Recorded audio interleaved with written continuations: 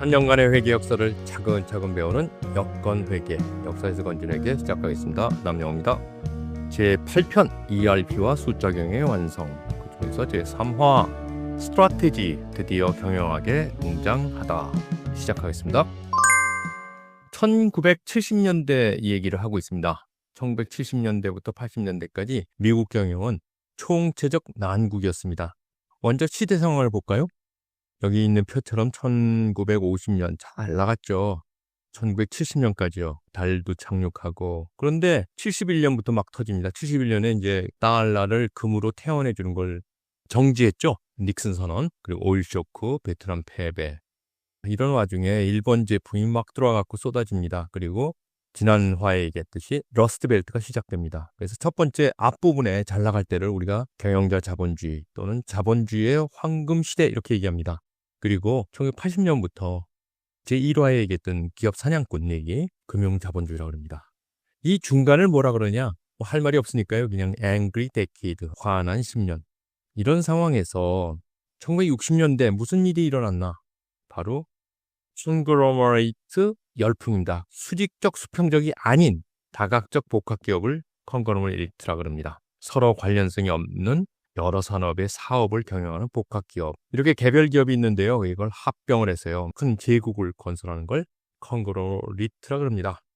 1960년대가 이제 컨글로머레이트 전성기인데요. 수십 개, 수백 개의 사업부를 가진 경영자 제국들이 출연합니다. 반독점법이라는 게 있어서 동종업체를 사들이는 건 안 돼요. 왜? 독점이 되니까. 그러다 보니까 전혀 다른 산업을 샀게 되죠. 그리고 돈이 넘쳤어요. 전후에 호황으로. GE 사례를 보겠습니다. 제너럴 일렉트릭, 에디슨이 만든 회사죠. 1970년대 거의 100년 지난 회사가 어떤 정도의 미국 대표 컨글로머레이트냐? 전력 장비, 원래 자기 겁니다. 가전제품, 이것도 자기 겁니다. 조명도 뭐 그렇죠. 그런데 이제 플라스틱, 의료 장비, NBC 방송국, 이건 말도 안 되는 거예요. 철도 산업, 자동화, 금융 서비스까지요. 이거 열광했는데 왜 그랬나? 첫 번째가 경영자의 자만입니다.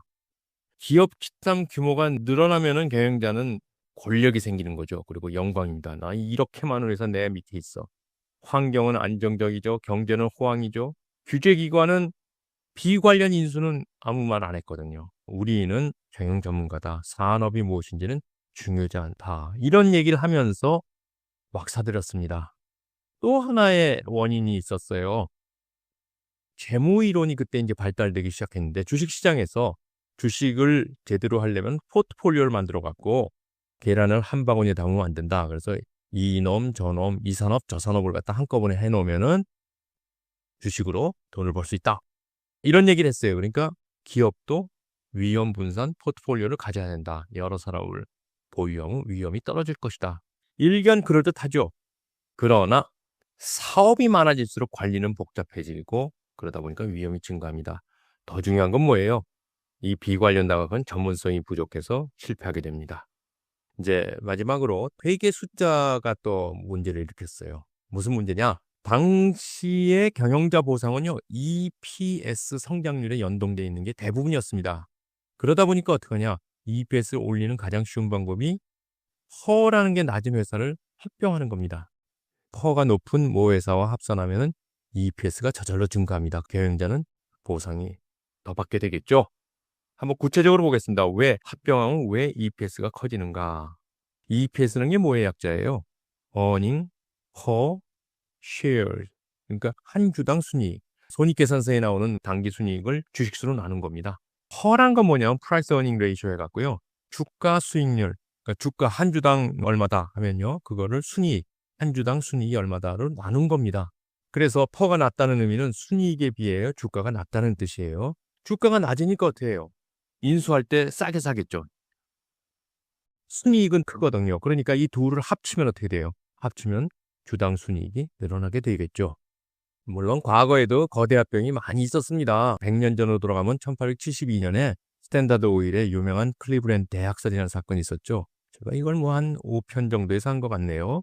3개월 만에 클리브랜드 26개 경영사 중에서 22개를 인수해버렸나. 완전히 싹 쓸어버려요. 그래서 이거는 그 대신 동업종 관련 다각화죠. 물론 스탠다드 이렇게 되는 바람에 반독점법에 걸리죠. 컨그로이트의 한계는 뭐냐? 많습니다. 첫 번째는 오일 쇼크가 와갖고요. 수요가 줄어들어요. 거대 기업이 됐으니까 이 사업 저 사업 뭐 다 잘 되면 좋은데 안 되기 시작해요. 근데 각 사업부가 서로 관련이 아무것도 없어요. 그러다 보니까 어떻게 돼요? 사업 보완 기능이 없고 복잡성은 점점 많아져 있어. 전문성은 부족하고. 그리고요, 이제 가장 중요한 게 부채 과다입니다. M&A 인수하는 바람에 부채가 안 늘고 오일 쇼크 금리 상승으로 이자 부담이 폭증합니다. 결국은 괴물을 해결해야 됩니다. 괴물이 뭐냐? 컨그로이트인데 그걸 해결하기 위해서 나온 게 뭐냐면 전략 경영이라는 겁니다. 스트라테지 하면요. 중세까지는 순전한 군사 용어가 있습니다. 고대 그리스 시대에 군대를 이끄는 기술이라는 뜻이었습니다. 제한된 자원을 사용해서 승리하는 방법론이 스트라테지, 전략이었습니다. 근데 이 전략 개념이 이제 드디어 경영학에 등장합니다. 왜? 일본 제조업의 놀라운 효율성을 보고 미국 기업은 전략이 없으면 일본과 싸울 수 없다. 그러다 보니까 이제 전략이 필요하게 됐는데 여기에 또 컨그로이트가 이제 어떻게 돼요? 무너져 가죠. 그러니까 이건 너무 심하네 하면서 전략 개념이 기업의 필수 요건으로 자리 잡게 됐습니다. 전략 개념이 자리 잡는데 일조를 한 게 누구냐면은 컨설팅 기업들이에요. 이때 전략이라는 무기를 들고 짜잔 등장합니다. 1963년에 유명한 보스턴 컨설팅 그룹 BCG가 등장하고요. 73년에 베인 앤 컴퍼니 등장하고 또 맥켄지는 1926년에 이 회계 쪽으로 생긴 기업입니다. 그런데 70년대부터는 어떻게 되냐? 전략 부문을 정식으로 구축했었습니다. 보스턴 컨설팅 그룹이 내놓은 매트릭스, BCG 매트릭스가 시중에 인기를 끌게 됩니다. 어떤 매트릭스에 이렇게 생긴 매트릭스입니다. 보셨죠? 많이 보셨습니다. 스타, 캐시카우, 또 뭐 퀘스천 마크. 이거 뭐 구체적으로 보겠습니다. 잘 아시는 분은 그냥 한번 복습한다는 기분을 들어주세요. BCG 매트릭스는 두 축이 있습니다. 매트릭스니까 뭐 축이 두 개겠죠. 첫 번째 축은 시장 성장률. 산업 전체가 얼마나 빠르게 성장하는가. 시장을 상대적 점유율. 그러니까 우리 회사가 그 시장에 프로를 점유하고 있느냐. 사업부가 시장에서 얼마나 강력한 경쟁 우위를 갖는가. 이 두 개의 축을 갖고 만들면요. 이렇게 됩니다. 도구가 먼저 나왔네요. 성장률이 높으면서 시장 점유율이 높을 수도 있고요. 반대로 성장률도 낮고 시장 점유율도 낮다. 그러니까 성장률은 산업 성장률이에요. 그 시장의 성장률이고 점유율은 우리 회사의 점유율이죠. 근데 성장률은 낮지만 점유율은 높아요. 이런 것도 있겠죠. 또 성장률이 높지만 시장을 점유 못했어. 첫 번째 거를 우리가 독이라 그럽니다. 독 버려야 될 거예요. 두 번째, 어마어마하게 잘 나가는 성장률 높고 시장률은 높다. 스타입니다. 세 번째, 성장률은 낮은데 시장률이 높은 걸 우리가 뭐라고 해요? 유명한 캐시카우. 마지막으로 성장률이 높은데 시장률이 낮으면 어떻게 될지 모르는 퀘스천 마크입니다. 이게 왜 유용했느냐? 그 당시를 보시면 컨그로이트가 대세입니다. 수백, 수십 개의 사업부를 가진 대기업이 있었는데요. 어떤 사업을 투자해야 되냐 또는 거꾸로 어떤 사업을 버려야 하는가를 갖다가 알려주는데 도움이 됐습니다. 캐시카우는 어떻게 돼요? 기업의 돈줄이다. 계속 잡고 있어라. 또 어떻게 돼요? 빨리 파쳐라. 스타 어떻게 돼요? 적극적 투자를 해라. 퀘스천 마크는요? 어떻게 될지 모른다. 잘 결정해라. 투자는 많이 해야 되는데 향후에 잘 봐라. 구글을 BCG 매트릭스에 안에다 넣으니까 스타는 이런 것들이 있고요. 이거 유튜브라든지 뭐 기지 서비스가 있고 도구는 이런 게 있답니다. 캐시카우는 뭐 안드로이드, 크롬 이런 것들이죠.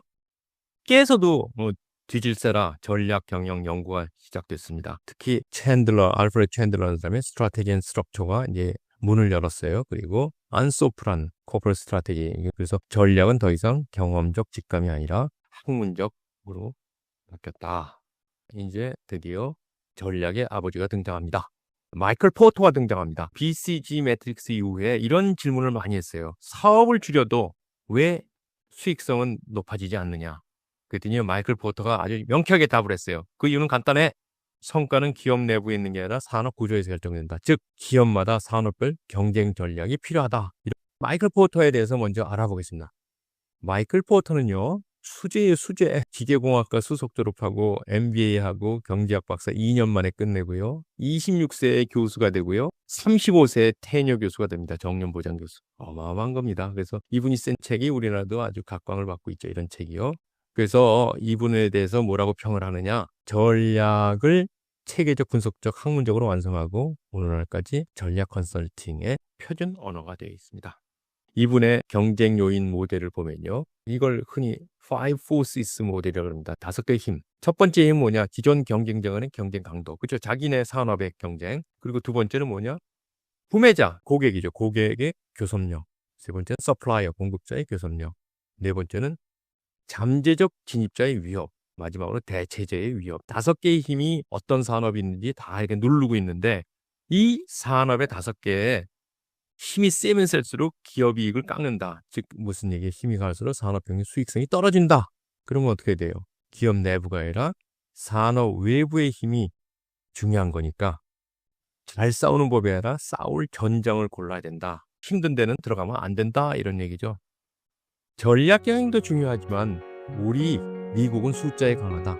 그래서 전략을 숫자로 표현해보자 해갖고 다음 화에서는 8-4 우리식 숫자 경영으로 계속 가자에 대해서 얘기해 보겠습니다.